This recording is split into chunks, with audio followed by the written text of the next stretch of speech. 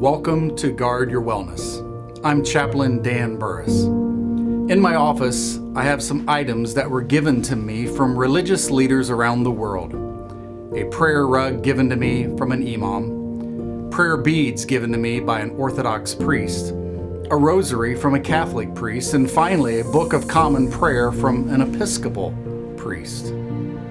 You've probably recognized there's a theme to all these items, the theme of prayer. It seems no matter where you go around the world or what faith you look to, we find prayer is an important part of who we are as people.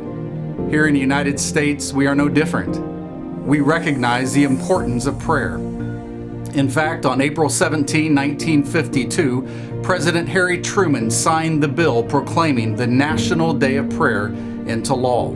President Reagan amended that and made it the first Thursday of May each year. Even long before that, the first National Day of Prayer can be traced back to 1775 when the Continental Congress allocated a daily prayer while our nation was being formed.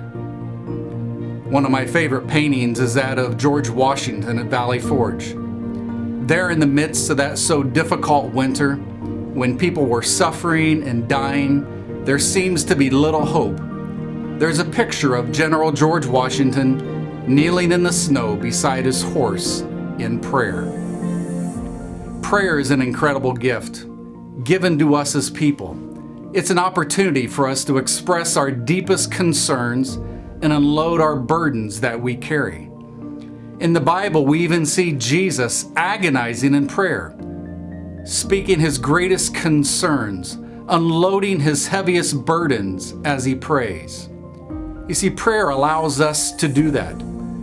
It allows us to be human and admit our weaknesses and our needs. Yet prayer is also communication, which means it's an opportunity for our faith, our God, to speak to us, to give us that comfort, to give us those answers, or simply to give us the grace to make it through another day. This National Day of Prayer will be different than any other. Normally, we gather for a breakfast or a luncheon to celebrate this day and pray together. But this year, there will be no large gatherings for prayer, no lunches to eat. This year will be an opportunity for us to personally pray.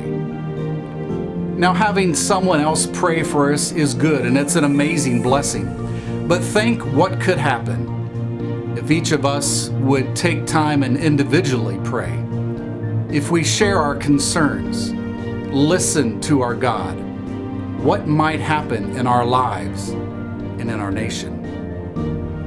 Let me encourage you, just as much as we practice our right to vote, this National Day of Prayer, we must practice our right to pray.